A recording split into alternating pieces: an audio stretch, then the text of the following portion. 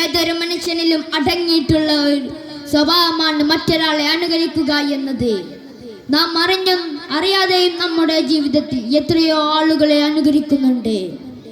നന്മയെയും നന്മയുടെ ആളുകളെയും അനുകരിക്കുമ്പോൾ നാം നല്ലവരായി മാറുന്നു.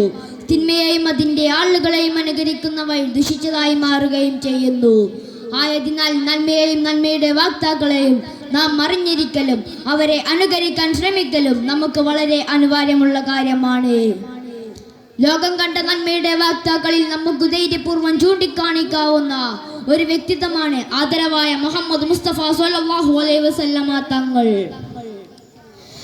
അമേരിക്കൻ ചരിത്രകാരനും ചിന്തകനുമായ മൈക്കിൾ എച്ച് ഹാർട്ട് തന്റെ വിശ്വവിഖ്യാതമായ ദ 100 എന്ന പുസ്തകത്തിൽ ലോക ചരിത്രത്തിൽ ജനങ്ങളെ ഏറ്റവും കൂടുതൽ സ്വാധീനിച്ച 100 വ്യക്തികളുടെ റാങ്ക് തയ്യാറാക്കിയപ്പോൾ അദ്ദേഹം ഒന്നാമതായി പരിചയപ്പെടുത്തിയത് മുഹമ്മദ് മുസ്തഫ സ്വല്ലല്ലാഹു അലൈഹി വസല്ലമ തങ്ങളെയാണ്. പ്രവാചകർ സ്വല്ലല്ലാഹു അലൈഹി വസല്ലമ വഫാത്തായിട്ട് സഹസ്രാബ്ദങ്ങൾ കഴിഞ്ഞുവെങ്കിലും ഇന്നും അവിടുത്തെ ജീവന തുല്യം സ്നേഹിക്കുന്ന അനുയായികൾ വർദ്ധിച്ചു കൊണ്ടിരിക്കുന്നു. അതിന്റെ കാരണം പരിശോധിച്ചാൽ പ്രവാചകർ സ്വല്ലല്ലാഹു അലൈഹി വസല്ലമയുടെ മഹത്തമായ ജീവിതത്തിന്റെ പരിശുദ്ധിയും അവിടുന്ന് ലോകത്തിന് പകർന്നു കൊടുത്തിട്ടുള്ള മഹോന്നതമായ മാതൃകയും തന്നെയാണ് നമുക്ക് മനസ്സിലാക്കാൻ സാധിക്കും. ലഖദ് കാന ലക്കും ഫീ റസൂലില്ലാഹി ഉസ്വത്തുൻ ഹസന, തീർച്ചയായും തിരുദൂതരെ നിങ്ങൾക്ക് മഹിതമായ മാതൃകയുണ്ടെന്ന് വിശുദ്ധ ഖുർആനിലൂടെ അല്ലാഹു സുബ്ഹാനഹു വ തആല നമ്മെ ഉണർത്തുന്നു.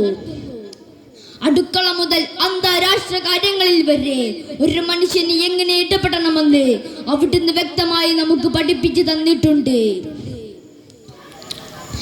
ഒരാളെ നാം എങ്ങനെ റോൾ മോഡലാകാനുള്ള പ്രധാന കാരണം ആ വ്യക്തിയോടുള്ള സ്നേഹമായിരിക്കാം. സ്നേഹമാകട്ടെ വിവിധ കാരണത്താലായിരിക്കാം.